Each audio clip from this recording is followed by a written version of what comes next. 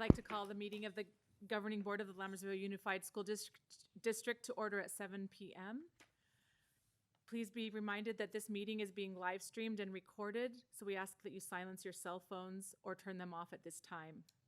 For those of you who are here who wish to make a comment about an agendized or non-agendized item, please fill out a blue comment card in the back, located in the back of the room, so that we know when to call upon you. I believe we have students present from Wickland Elementary School to lead us in the Pledge of Allegiance, and you may please come forward now.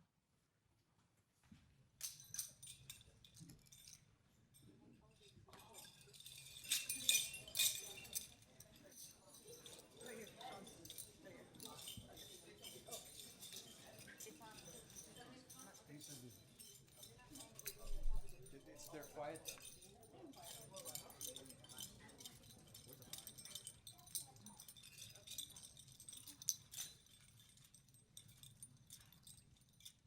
Salute pledge.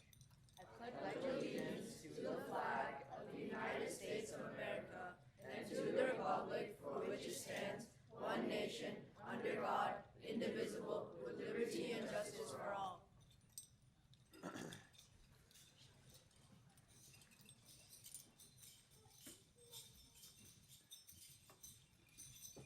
Welcome.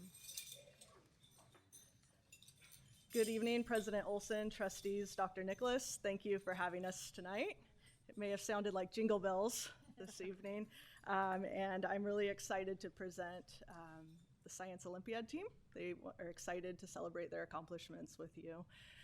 First, I'd like to just introduce our coach, Mr. Hussein Charwala, who's worked really hard to get the team where they're at this year, and the dozens of parent volunteers that have supported this team and gotten them to their success. So we have 5 students that will be presenting tonight. We have Jaden, Sean, Ania, Samuel, and Ananya. Come on up, guys.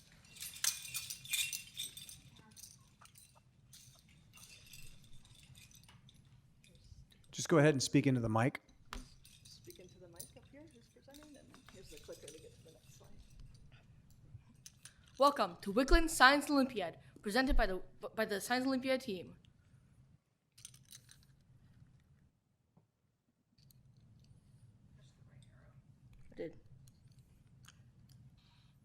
I was playing with it earlier, so it's probably just. There we go. What is Science Olympiad? The Science Olympiad program teaches students to do various events. These events range from examining powders to determining fossils.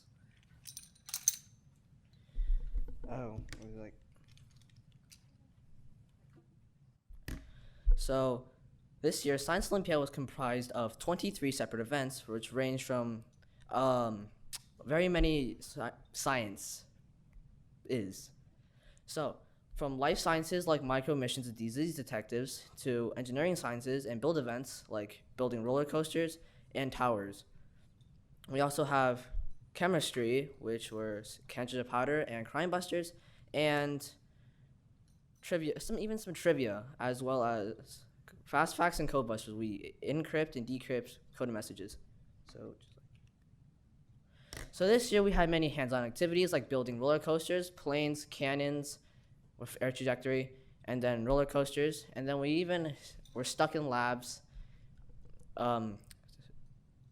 making observations about powders, testing acids and chemicals, trying not to burn off our hands, and even solving crimes. What does Science Olympiad look like? When you walk into your class, you'll see all of us working and practicing our different events. You see some people writing down their work, some people studying for new things, and some others building their own devices. And during tournaments, you'll see all of us running around doing our own events, supporting each other doing build events, and overall collaborating and talking to each other to try to become the best.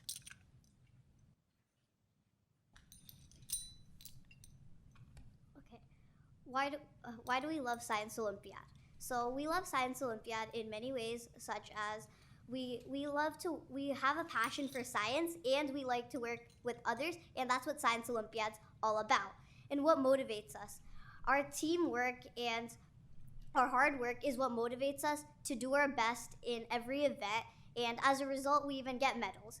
And as this is my first year doing Science Olympiad, I've learned a lot of things. And I've gained a lot of event knowledge in the events I've worked on, such as forestry, meteorology, and optics. For example, in meteorology, me and my partner would go outside and try to identify the clouds, as meteorology is a topic of weather. And I've gained a lot of valuable experience, and I'm really looking forward to it next year. Thank you. We've had quite a few accomplishments this year. First of all, we attended a competition which included all of the schools in San Joaquin County, including the Mountain House schools. In this competition, we ended up getting 1st and 4th place. This competition allowed us to go up to the next level and attend the state competition. In the state competition, we went against the top 4 teams from every county in Northern California. In this competition, we ranked 2nd, with the only team beating us being the national champions.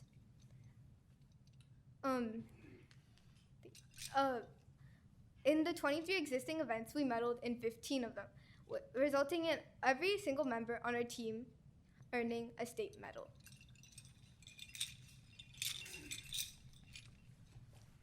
How we did it.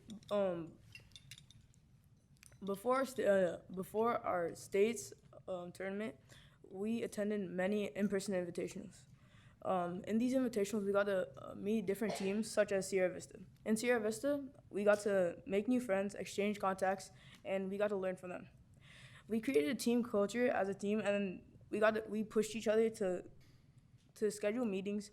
And for example, me and my partner scheduled meetings for roller coaster, and we changed our loops, our jumps every single day, and until we perfected it. We got help from parents and student volunteers. For example, my dad coached the event towers and taught me and my partner how to build lightweight towers that were really efficient. Although we work really hard during these practices, we also have fun. In these practices, we would take small breaks, have snacks, and joke around with each other. To set up our meetings easy, we organize Google Calendars and share our availabilities with each other.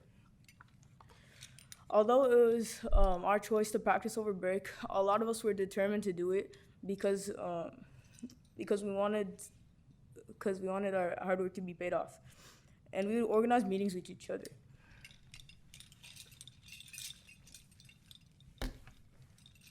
So how do we go? Where do we go from here? Our goal for next year is to beat the national champion. Now, how do we do this?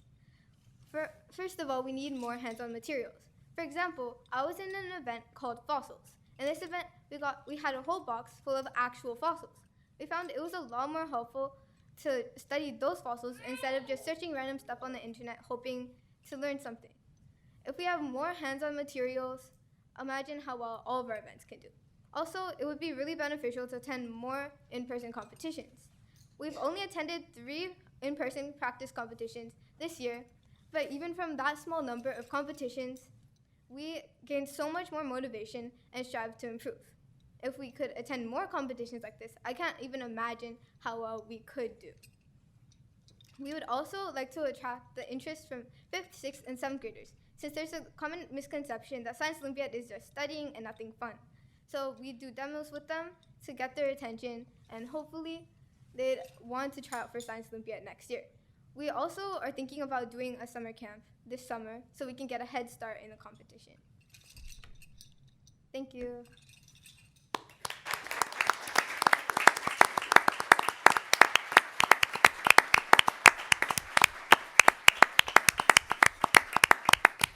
Thank you very much for your presentation and congratulations. We would like to take a picture with all of you in front up here, so if you could come forward for that.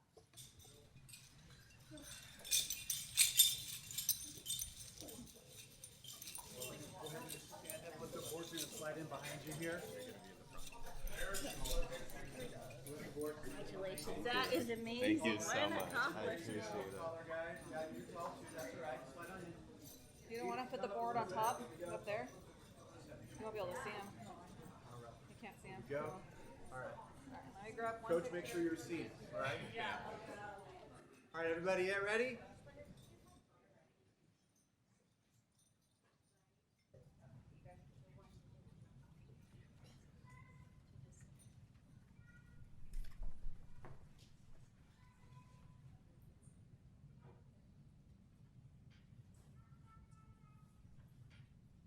About 10 seconds.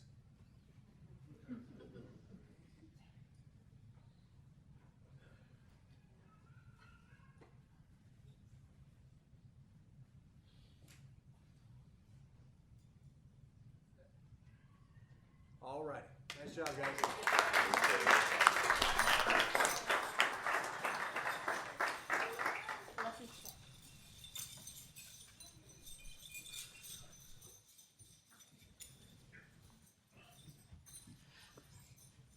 I know that board meetings are very interesting. However, we understand that you may have homework or more hands-on activities to get to. So if you would like to be excused at this time, this is a great time to leave, but you are welcome to stay. So I'll give you a moment to decide if you're staying or leaving. In other words, feel free to go. Yeah.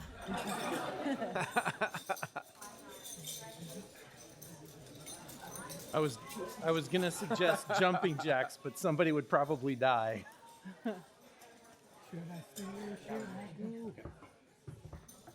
That is a lot of medals. That is There's a lot of awesome. medals.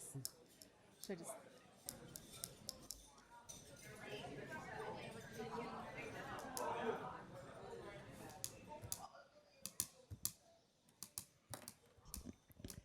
Moving on to item 3, roll call. Lisa Boulay. Here. Colin Clements. Here. Benita Daniel. Here. Stephanie Olson. Here. David Pombo. Here. Devika Vitolani. Absent. Moving on to item 4, approval and/or corrections to the agenda. There are none. Move to approve the agenda. Second. On a motion by trustee Clements and seconded by trustee Boulay, all in favor? Aye. Any opposed? The motion passes with 5 ayes and no noes. Moving on to item 5, presentation of the TED Ed event staff report. Yeah, I'd like to introduce Assistant Superintendent Heather Sharp, who will introduce our TED Ed folks. Good evening, President Olson, board members, Dr. Nicholas. Thank you for having us this evening. As some of you were able to attend, we had our 2nd annual TED Ed event this year, put on by the GATE students. They did, again, an amazing job. Thank you to Director Faubert and curriculum coordinators Christy Hambleton, Melissa Crivello, and all the additional curriculum coordinators who helped with the event. So at this time, I'm going to have the students come up. They'll introduce themselves and walk us through their brief presentation. Thank you.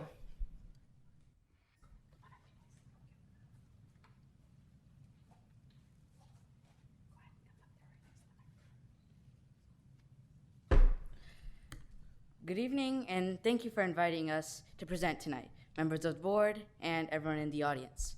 But before we begin, we'd like to introduce ourselves. Hi, my name is Alok, and I'm a 7th grader at Evelyn Costa Elementary. Hi, my name is Anish, and I'm in Evelyn Costa Elementary, 7th grade. Hi, I'm Dhanush Karjala. I'm an 8th grader at Cordes Elementary. Hi, my name is Yalini, and I'm an 8th grader at Cordes Elementary. Hi, I'm Jaya Dhaliwal, and I'm a 5th grader at Cuesta Elementary.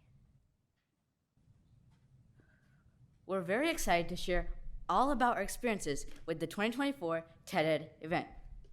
This year, our event continues to be student-led. We had high school drama students Jack Hinton, Yogita Sharma, and Ryan Morris run our sound, lights, and microphones. And as last year, we had our fellow GATE students as greeters and ushers for the night. But we must tell you about our coaches. We were fortunate to have our coaches from our Mountain House High School speech and debate team. They were so professional, kind, and knowledgeable. They gave us positive and constructive feedback. They also helped us improve on things that we had to every single week with speaking skills, gestures, and voice inflection. They helped us grow in such a small period of time. And some of the coaches even helped us with some mini projects like projections, speakers triangles, and even icebreakers.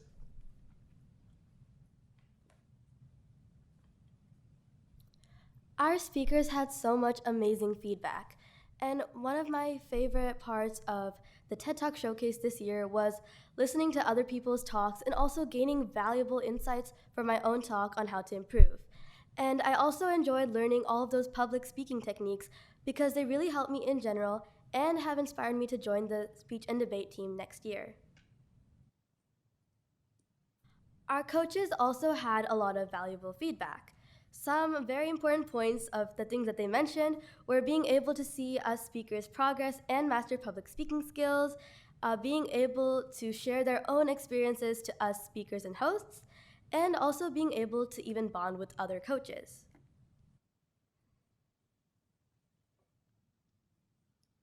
So this year, more than 100 students presented their showcases in the MHHS theater lobby. So they were able to talk about their experiences in GATE this year. So this year, we also practiced the day before and the day of the event so that we won't mess up our craft and so that our craft can get better. We did a very good job with presenting in front of the audience that came that day. So these are our speakers in action. Thank you for inviting us to this board meeting, and thank you for listening.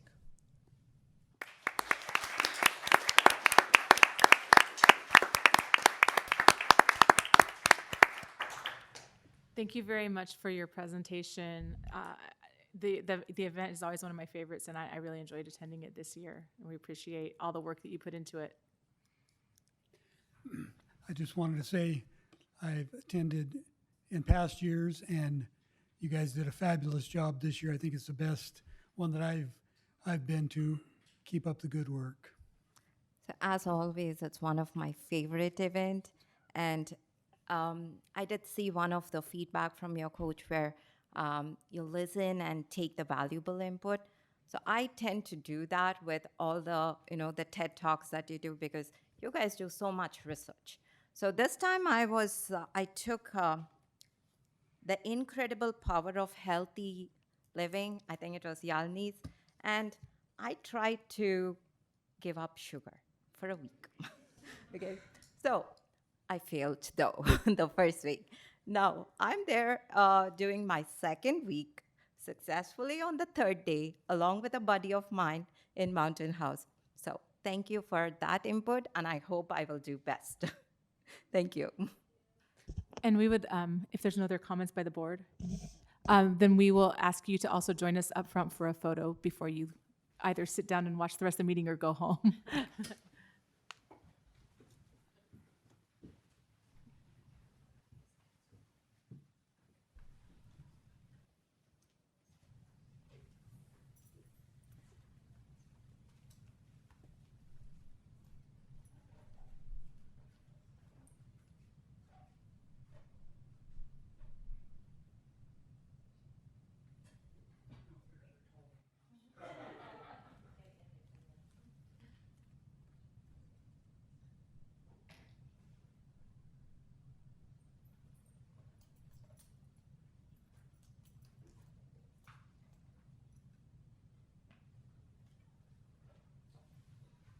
Thank you, guys.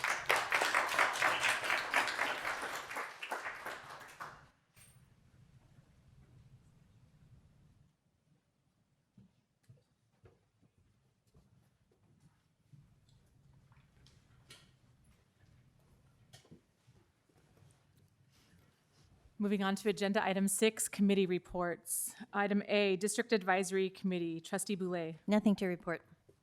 Item B, District English Language Advisory Committee, Trustee Clements.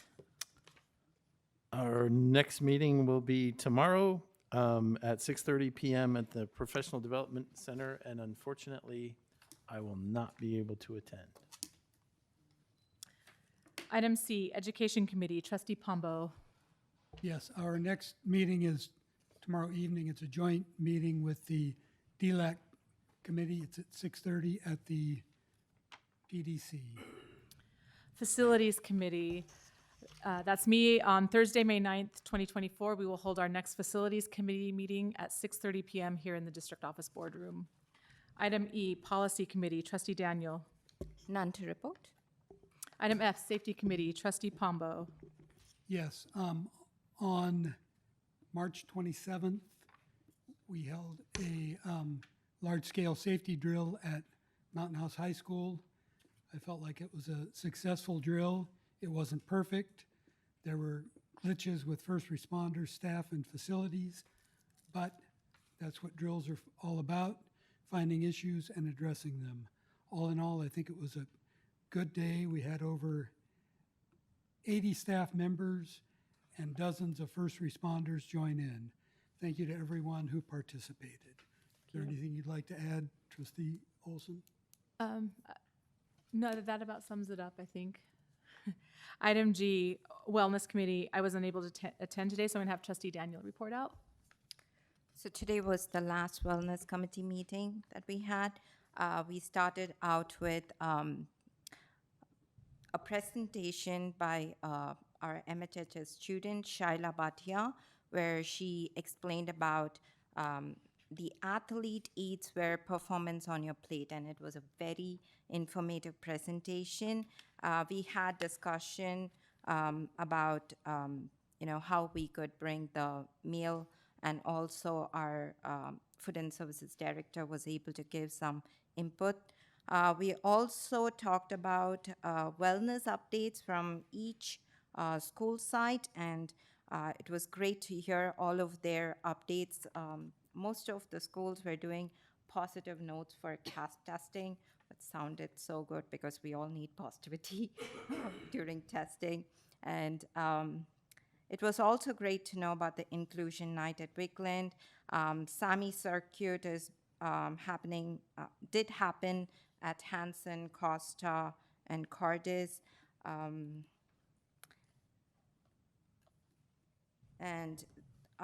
At Mountain House High School, we had about 411 student visits to Wellness Center, so it looks like they were a little busy this year. And then we had an update on Farmers Market, and it was reported that the Farmers Market was very successful this year, and 55,000 students participated, and Taylor Farms was actually present there, and she was a hero there at that farmers market. We also talked about, lastly, we talked about the goals for next year. We talked very productive goals about encouraging wellness and also thinking about wellness for our school staff and admin. So there's more to come, but we are already thinking about the future goals. So there ends the Wellness Committee meeting report. Moving on to item 7, Governing Board reports. Trustee Daniel. Can I be the last? I'm just trying to gather the notes. Trustee Pombo. On March 21st, I did a site visit at Hanson Elementary, and I'd like to thank Principal Baptista for showing me around her campus. I always enjoy seeing the kids and teachers and staff. Also on the 21st, I attended a presentation by Corinna Costa, who is Evelyn Costa's daughter. She presented on her mother, the namesake of Evelyn Costa Elementary. Very interesting. She was a nice lady. And in the evening, I attended the TED Ed talks, which are always a lot of fun to attend. On March 22nd, I had a site visit at Altamont Elementary. I'd like to thank Principal Bogle for showing me around her campus. As always, it's enjoyable to do the site visits.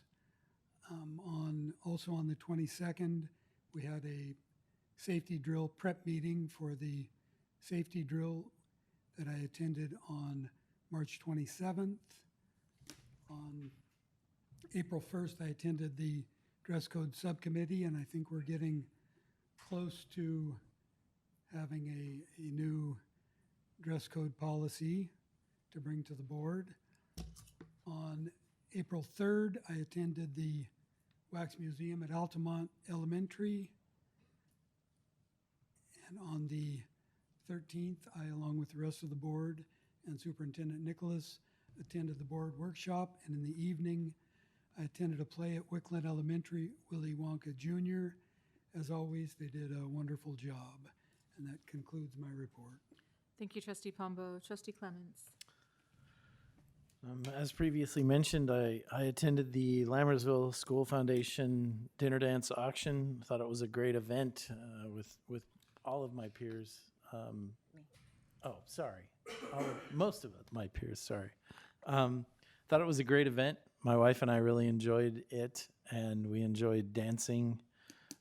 So that was fantastic. I did attend the Lammersville School Board workshop. And I wanted to give special thanks and recognition to Mary Hopewell, who moderated the workshop, and I thought she did a fantastic job.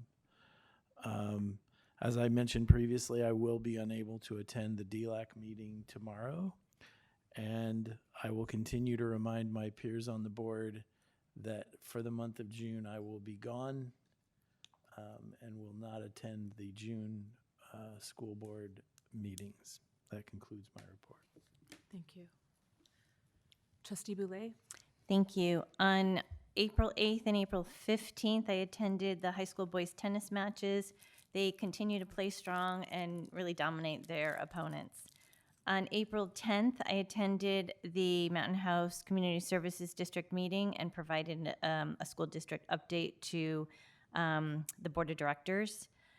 On April 13th, along with my fellow trustees, I attended the board workshop along with Dr. Nicholas as well. And I echo what Trustee Clements said about our moderator, Mary Hopewell. She was just amazing. And then in the evening that night, I also attended Wickland's production of Willy Wonka. Really a great, fun show. And I want to congratulate all of the actors, all of the stagehands, for an amazing performance. And I really want to thank the parent volunteers, the staff volunteers, for the time and dedication they put into the drama program, because it is a huge undertaking. So kudos. And I'm sad that I missed a couple of fun events this past month, but as I'm going to quote someone from this district office, that I hate it when work gets in the way of fun events. And that's all I have. Thank you. Thank you, Trustee Boulay. Trustee Daniel. Thank you. On March 20th, I attended the second trimester awards for 4th and 5th graders at Hanson Elementary School. So congratulations to all the students, teachers, and parents. On March 21st, in the morning, I attended, I was honored to be at a presentation by Karina Costa in honor of the Women's History Month about her mother, Evelyn Costa, to the elementary kids. And it was so cute that the elementary kids asked such sweet questions to Karina, and she was so kind enough to answer them. It was a beautiful presentation, and I was so happy to learn about the dedication and efforts of Evelyn Costa. And on March 21st, I also attended the second trimester awards for middle school kids at Hanson Elementary School. So congratulations again to all the students, teachers, and parents. The evening of March 21st, I attended the TED Ed Talk show and was blown away by the fantastic speeches and projects presented by all the GATE students. As mentioned, I did take away the one element, took back with me. I'm trying to work on it. So congratulations to everyone who took part and volunteered for that event. On April 3rd, I had a great time visiting the 10th annual third grade Wax Museum. The kids look spectacular in their costumes, and it was wonderful to see them choose very unique characters. April 4th, I had another great day visiting the third grade Wax Museum at Cuesta Elementary School. The kids had dressed up again. There were so many different characters, and it was really tempting to walk multiple times through the Wax Museum. And one thing that I observed was this year there were less of Steve Jobs and Bill Gates, but there were more Oppenheimers. And, I got to, I really enjoyed and learned a lot of other new characters too. On April 6th, I attended the LSF Lammersville School Foundation Silent Night auction and won my first ever raffle of $340, which I gave back to the Lammersville School Foundation because they are doing amazing job for their kids in school. It was a great night, and my husband and I had a lot of fun. So thanks to all the volunteers for organizing that wonderful night. On April 13th, I attended the board workshop in the morning, and in the evening, I represented as trustee of Lammersville Unified School District at the Ugadi event. On April 17th, that's today, I attended the Wellness Committee meeting. There ends my report. Thank you. On March 21st, I attended the TED Ed event, and as has been stated numerous times now, it's a wonderful event. It gets better every year. I still chuckle about one of the speeches when the student mentioned that part of her research was thwarted by Gold Guardian, and that just gives me a great smile. It's doing its job, and I thought that was really cute that that was implemented into the speech. I'll never forget that speech. On March 27th, I attended the mass safety drill with Trustee Pombo as part of the safety committee and observed areas where things, are probably going to get ironed out with the sheriff's department, and with the understanding that I'm sure that they don't have many of these mass events in their jobs, so I don't blame them for doing this event. That's why we do it. So I appreciate that we did it and know what needs to be ironed out so that we can do our best to keep our students safe. And I appreciate the effort that staff went to coordinate with all of those agencies to get them here to make sure that we could have that happen and that they worked during spring break. On April 1st, I attended the dress code subcommittee meeting. And as Trustee Pombo iterated, there seems to be a lot of progress on that policy, and one should be coming forward to the board soon. On April 6th, I attended the LSF Dinner Dance Auction. As always, it's a wonderful event, and I miss Trustee Boulay there. And like you said, I hate it when work gets in the way. I'm a teacher now, so I often miss the things that happen during the day, like the wax museums, and then I attend one for kids at my school, and I'm scared I'm going to report about another district in my board report. So it's keeping it all straight, but I do like hearing about it, even if I can't be there and seeing the pictures. And it's always one of my favorite events that I'm sad that work got in the way of that. But on April 11th, I was able to attend the Questa 4th grade recorder concert, and they were awesome. I think that's terrifying to think about, 3 4th grade classes and recorders, but they were all together. They were so well behaved, and kudos to the music program and the teachers for what they're teaching them. It's really impressive. And then on April 13th, I attended the board workshop, and I echo your gratitude to Mary Hopewell for making the time to spend with us and facilitate that, and Dr. Nicholas for all the work you did to coordinate that. And then I was also able to attend the Willy Wonka Jr. production at Wickland Elementary School, and I echo your comments, Trustee Boulay.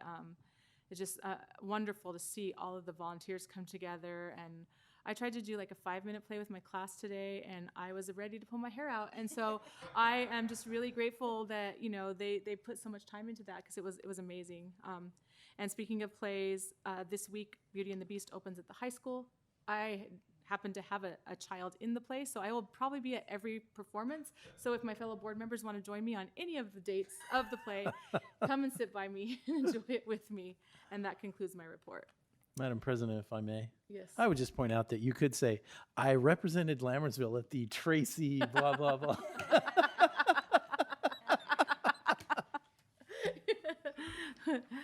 Moving on to item 8, receiving of public comments. I do not have any public comment cards. Is there any member of the public that is here to make a comment? Okay, so I'm going to read our board policy, and then if you could also give your names to Ms. Balzerini so we know when to call upon you. The entire board appreciates hearing from members of the community and public at large. The board shall give members of the public an opportunity to address the board either before or during the board's consideration of each agenda item. Government Code Section 54954.3. At a time so designated on the agenda, members of the public also may bring before the board matters that are not listed on the agenda of a regular meeting. The board may refer such a matter to the superintendent or designee or take it under advisement, but shall not take action at that time. The board may place the matter on the agenda of a subsequent meeting for discussion or action. Individual speakers shall be allowed 3 minutes to address the board on each agenda or non-agenda item. The board shall limit the total time for public input on each item to 20 minutes. And while they're feeling, if one of you want to just come on forward, and then you can fill out the card after you make your comment and hand that to Ms. Balzerini. Thank you.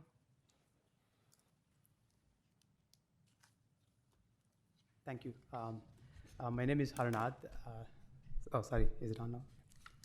My name is Harnath. I live in a mountain house in College Park Village. So I would like to bring at least one thing for your, for your purview. College Park has recently one new school, which is Evelyn Costa School, and it is currently built for apparently 900 kids, and College Park right now has 30% of the homes built, right? Still 70% of the homes needs to be built. At the moment, currently in College Park, we have 600 kids in this school. So 30% houses built, 600 students are there already. And the school is built for 900 kids. That was what's been told for us. Even with the current state, the traffic around the school, it is still unmanageable. Now, what we found out is apparently LUSD, gave developers land, gave back existing land to developers, saying that we don't really need second school for College Park. So I'm assuming that you have some data points why you have to make the decision. But I mean, it's not just my, this is not just my only one person view. I have talked to a lot of people in College Park. There are hundreds of people who have a similar view. We would like to know and understand like how, if there is any survey, any data points that has been done. And we definitely encourage that survey needs to be done again. Part of the reason is a lot of the new families that came to the College Park Village, they are like very young families because they particularly moved into College Park for schools. So you can safely assume that at least there'll be 2 kids per family. And even that puts us, the entire College Park kids, in more than 1,200 kids. So I would like to bring this to your attention to see if that survey could be redone and get the right data points and make a decision. It seems like decision already been made that, usually every time you say that we don't need schools, I feel like that has to be taken with a really, really, due diligence. I'm not sure if that happened in this case. And one last thing that I also say is we went to the Stockton just to stop the rezoning, and we couldn't. And one thing that really disappointed me is we have about 60 people who went to Stockton, and LUSD apparently gave them a letter saying that we don't need extra school, but then there is no representation from LUSD in that meeting. And that is very disappointing for us. And we definitely like you all represent us in all of these meetings and then bring your, your opinions and then your ideology, right? And that's what we are kind of looking forward to. Yep. Thank you for your comment. Yep, thanks.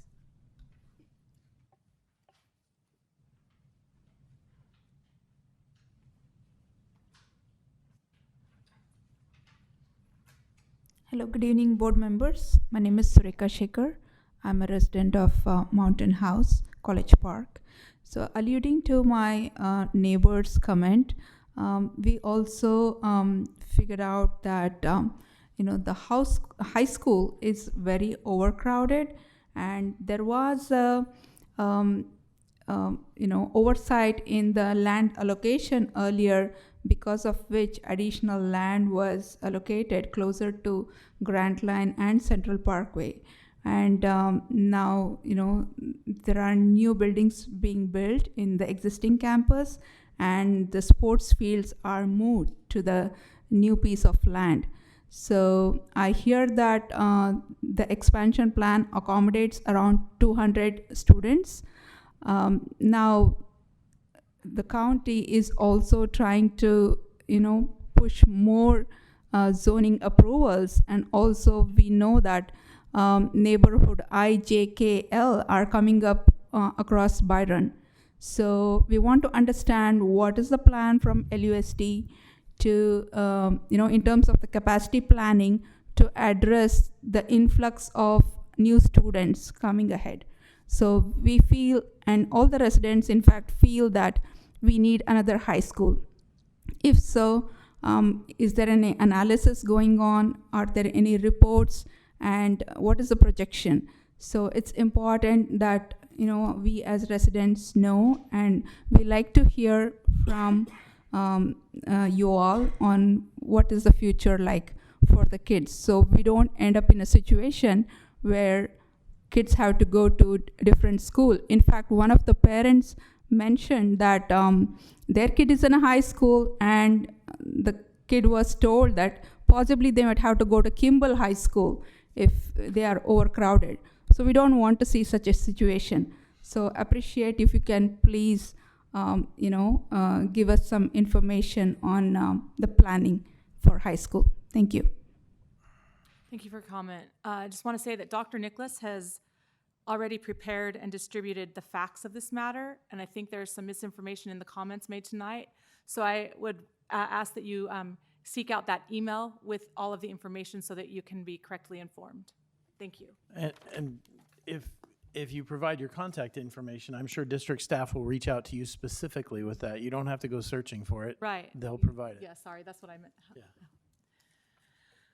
Okay, moving on to item 9, consent items for consideration. Actions proposed for consent are consistent with the approved practices of the district and are deemed routine in nature. Trustees received board agenda background information in advance of scheduled meetings and are prepared to vote with knowledge on the consent items. Item A, governing board meeting minutes of the regular meeting on March 20th, 2023. B, contracts under $50,000. Item C, ratification of certificated and classified personnel actions. Item D, ratification of 2023-2024 inter- and intra-district transfer requests. Item E, ratification of 2024-2025 inter-district transfer requests. Item F, ratification of budget revisions and warrant list for February 2024. Item G, updated 2023-2024 fundraisers. Item H, approval of early high school graduation or reduction of graduation requirements petition, one student number 23-24-03GR. Item I, ratification of school-sponsored overnight trips. Item J, declaration of surplus materials e-waste. And item K, acceptance of a donation, 30 choir chair folders from Clifford and Audrey Adamshart for the Mountain House High School Choir, students to use during rehearsals and performances, estimated value $600. Does any member of this board wish to poll or further discuss any of the items? Move to approve consent items. Second. On a motion by trustee Clements and seconded by trustee Boulay, all in favor? Aye. Any opposed? The motion passes with 5 ayes and no noes. Item 10. Oh, yes, I'm Point of sorry. order. Madam Clerk, will you please do the honors? Yes, I'd like to welcome the following new personnel to Lammersville Unified School District. Maggie Aziza, Noon Duty Supervisor, Rupinder Basra, Food Service Lead, Kenneth Boynton, Warehouse Technician, Amanda Felice, Special Education Instructional Aide, Sinakshi Gossel, Noon Duty Supervisor, Prajakta Gakhel, Food Service Worker, Lalitha Pravalika Kaparthi, Noon Duty Supervisor, Patricia Morgan, Food Service Lead, Sophia Rivas, Food Service Worker, Neetu Regunathan Vijay Kumari, ELAP Instructional Aide, Nashina Subani, ELAP Instructional Aide, Malini Tatamasetti, ELAP Instructional Aide, Hien Tran, ELAP Instructional Aide and Noon Duty Supervisor, and Summer Wolf, Food Service Worker, and I apologize if I mispronounce some names. Welcome to the Lammersville family. Moving on to item 10, District Administrative Reports. Item A, Superintendent's Report.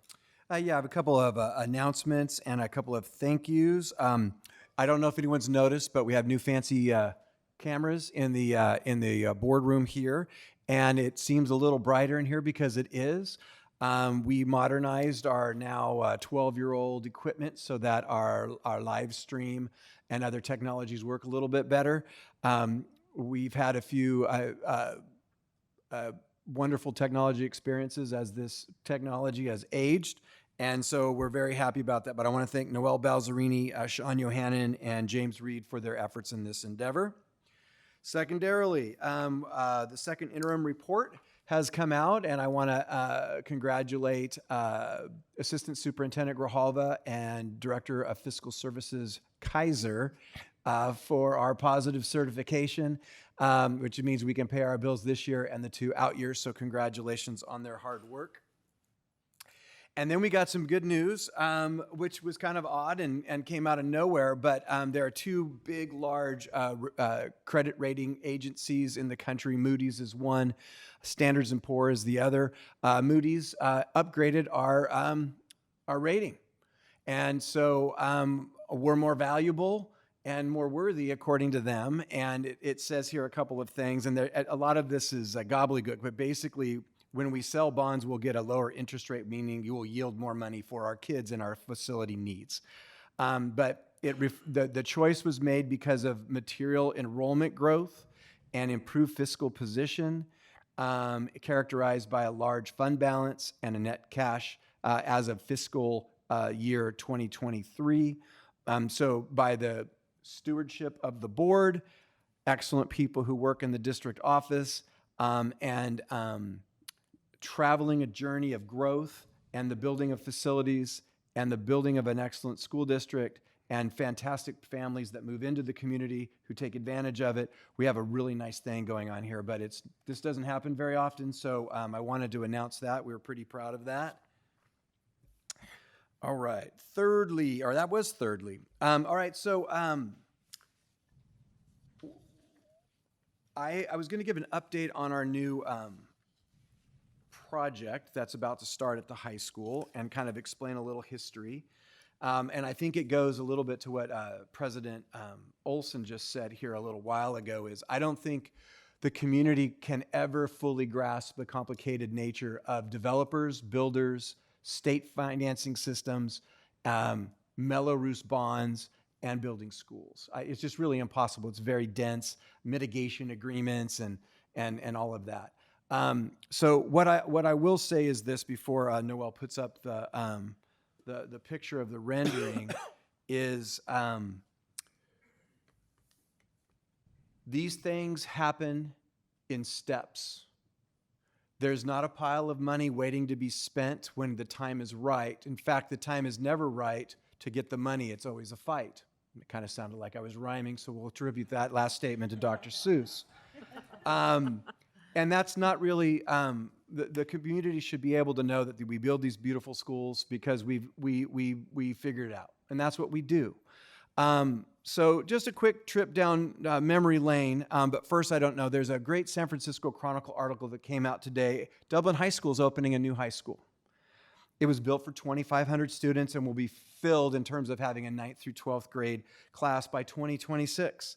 It costs $374 million, and that's being paid for by a general obligation bond. Translation, the people of Dublin chose to raise their own personal taxes for many years out to pay for $374 million school. Now, we like to think, or at least I like to think, that the inspiration for that beautiful school is Mountain House High School, because there's no school in the region or the Northern California, frankly, the whole state, as beautiful as Mountain House High School. Mountain House High School was built for just over $140 million 10 years ago. So think about the escalation in prices there. That's astronomical. So what the dollar buys 10 years ago and what it buys today is significantly different. Yet, we keep building facilities on our existing campuses and new schools, a brand new $60 million beautiful K-8 school in College Park called Costa. And we do so because of a lot of complicated things that have to happen. And one of the things is you can make a decision at the time you have the information when you have to make the decision. The decisions about Costa were made in 2020. The decisions about Mountain House High School were made in 2012. The decisions for the development of Mountain House were made in 1998.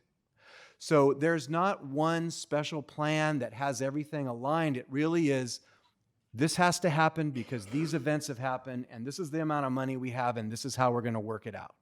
So I say that because for those of us that have been around a while, the first $93 million of our $140 million high school were gathered through 3 different mechanisms. Some mitigation monies that Tracy Unified held for K-8 students that went to high school there.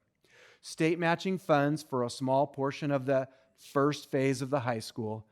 And the result of a colossal battle between the school district board superintendent and the developer who wanted Mountain House High School to look like the Delta Mountain House campus.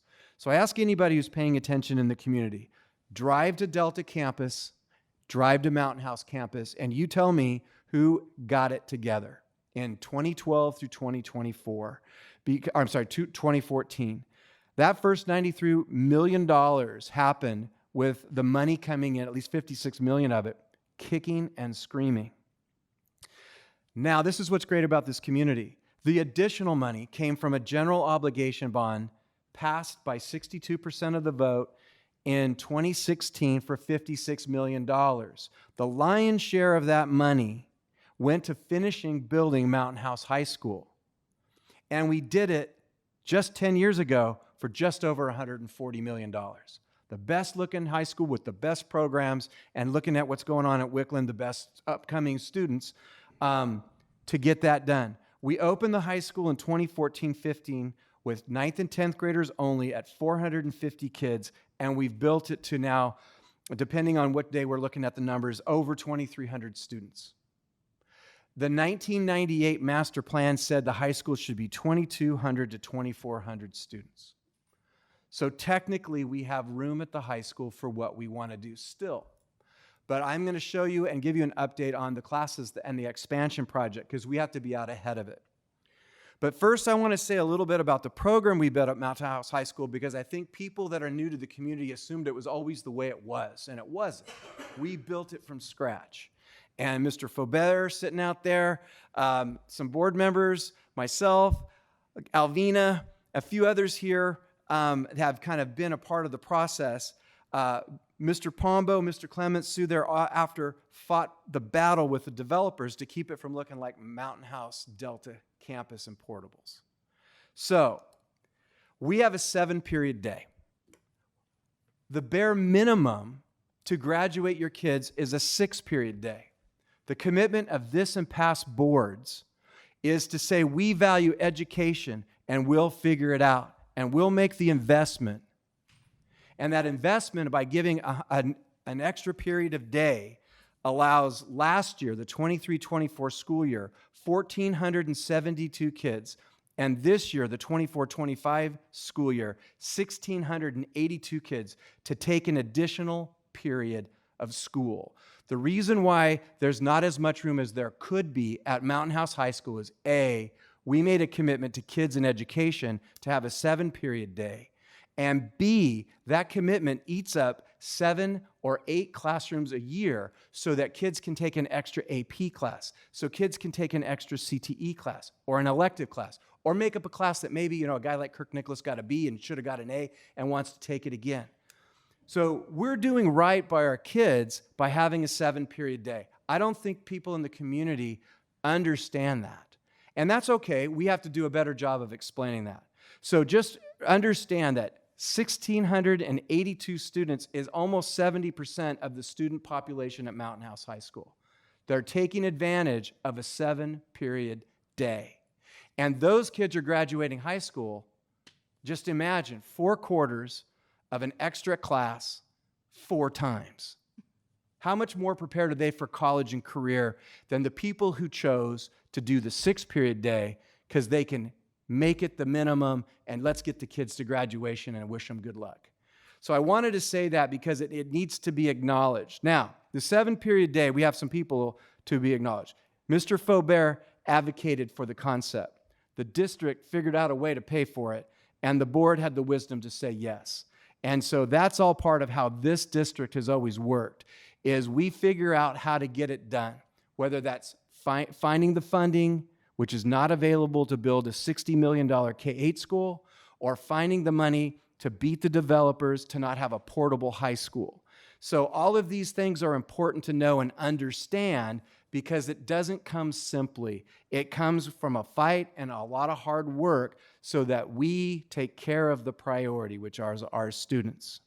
Now, the next step in the history of Mountain House High School is to take the campus proper that we built over 2 phases for 2,200 to 2,400 students and add additional classes. What we did this summer was to support the 7 or 8 classroom needs of the high school for these 1,682 students who are taking advantage of the 7-period day.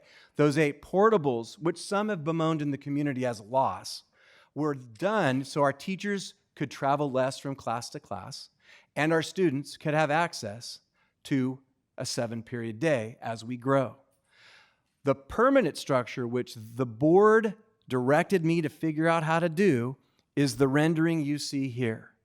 It's 15 classrooms, 15 new permanent classrooms done to match the campus proper that it already exists. So this is rendering number 1.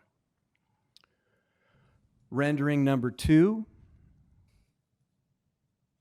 Rendering number 3. This is where it's going to be located. So if you're standing facing south from the back doors of the classroom wing, you're looking directly south. That's where that picture is. So that's going to be 2 classrooms sitting directly parallel to the south part of the Classroom C wing. And in terms of the project, which we believe will start in late June, this is kind of how they're going to set it up to have a little impact as it gets constructed over the next year or so. The rectangle in green just north of the tennis courts is where they're going to store their stuff. And the construction plane and fencing will be that kind of rectangle with a little part extra to it. So the construction of that project, of this project, was supposed to cost somewhere, just the construction, $13 million. When we started talking about it, it was supposed to just cost 9.5. And the actual cost of it is probably, because of escalating prices, the difference between a $140 million 2014 high school and a $374 million 2025 high school is it's probably going to cost somewhere a little over $17 million. There is no source of funding, no tax, no GEO bond. Well, that's not true. No tax, no Belarus bond, or to help us with that. We had to go out and find that money. And so what this board's wisdom saw is the kids need more space over time.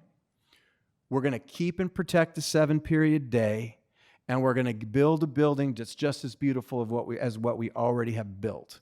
And so this is what we're going to be starting. DSA, the Department of School Architecture, at times is not as fast as a state bureaucracy as we would like. So we're probably looking at 2 weeks later than we wanted to, but it still looks like we'll start construction around in June. And the construction cycle is supposed to be a year, assuming there's no issues. And so those 15 classrooms will be built to absorb what is currently existing at the high school and future growth, which will come in from a portion of College Park and north of Byron High School. So for people in the community who don't have all the information to criticize what the district is doing, I hope they hear the message here. This board and the team they represent are ahead of the game. This will be built before the students arrive at the high school. So when they arrive, it's already there, with the board priority of protecting the 7-period day and the nearly 70% of the students that attend Mountain House High School and taking advantage of that. So I wanted to present that to the board as an update. I'm disappointed that DSA is a little slow, but we believe that starting in August of next school, the 25-26 school year, those classrooms will be made available. It will not be completely full. We're building it for the future because that's what we do here in Mountain House and what we do in Lammersville Unified. We get ahead of it and we do the best we can with the money that we have. And that's my report. Thank you, Dr. Nicholas. Oh, you know what? There's one more rendering, and I apologize. Oh, you didn't put the classrooms? Okay, so in the buildings,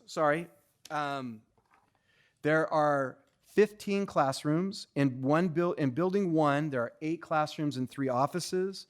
In building 2, there are 7 classrooms. Why?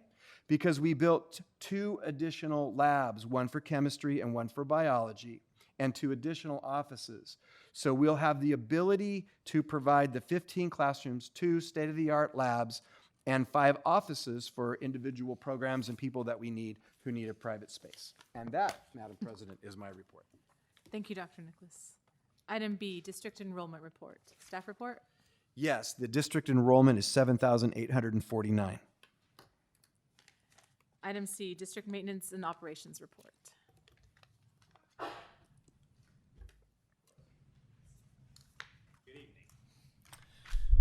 Okay, so we had a productive spring break. Even though we were shorthanded, we completed 50+ work orders that week, catching up on that. We were able to clean carpets in special ed rooms around the district. We did high cleaning of walls and air vents in the Altamont NPR, and with our new warehouse tech that we just hired, we're able to get that cleaned out and organized and inventoried. The pool has been behaving itself this past week. Both heaters are working. The solar is working. Temperature is good. The chemical balance is good. The auto fill valve that has been a problem has been replaced, and then the vacuum was repaired.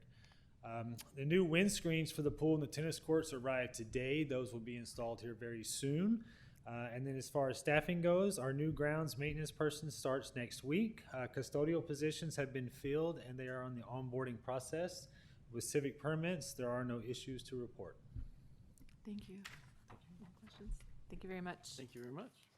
Moving on to item 11, action items. Item A, consider approval of agreement for the National School Lunch Program between the Mountain House Elementary School District and Lammersville Unified School District for the 24-25 school year. Staff report? Yes, this is a long-standing arrangement. There's a very small school out on Mountain House Road, and they can't provide the level of food services that they need, so we help them out.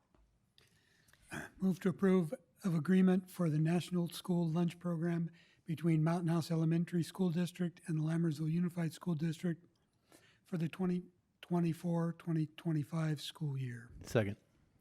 On a motion by trustee Pombo and seconded by trustee Clements, all in favor? Aye. Any opposed? The motion passes with 5 ayes. Moving on to item B, consider approval of 2023-2024 seniority list for the Lammersville Teachers Association, LTA. Staff report? Yes, this is something that we do every year. It's a mandate and a requirement, and this is the formal approval of the identified list. Move to approve the 23-24 seniority list for the Lammersville Teachers Association, LTA. Second. On a motion by trustee Boulay and seconded by trustee Pombo, all in favor? Aye. Any opposed? The motion passes with 5 ayes and no noes. Moving on to item 12, calendar. Item A, on Thursday, April 18th, 2024, DLAC and Education Committee joint meeting at 6:30 p.m. in the Professional Development Center. Item B, on Tuesday, April 30th, 2024, the District Parent Advisory Committee, DPAC, meeting, 6 p.m., Professional Development Center. Item C, on Wednesday, May 1st, 2024, it will be the next regular governing board meeting at 7 p.m. in the district office boardroom. And item D, on Thursday, May 9th, 2024, the Facilities Committee meeting will be held at 6:30 PM here in the District Office Boardroom. In a moment, we will move to closed session where we will be discussing the following. Item A, Public Employee Discipline Dismissal Release Complaint, Government Code Section 54957. Item B, Conference with Real Property Negotiators, Government Code Section 54956.8. Move to adjourn to closed session. Second. On a motion by Trustee Clements and seconded by Trustee Boulay, all in favor? Aye. Any opposed? We are adjourned to closed session at 8:05 PM.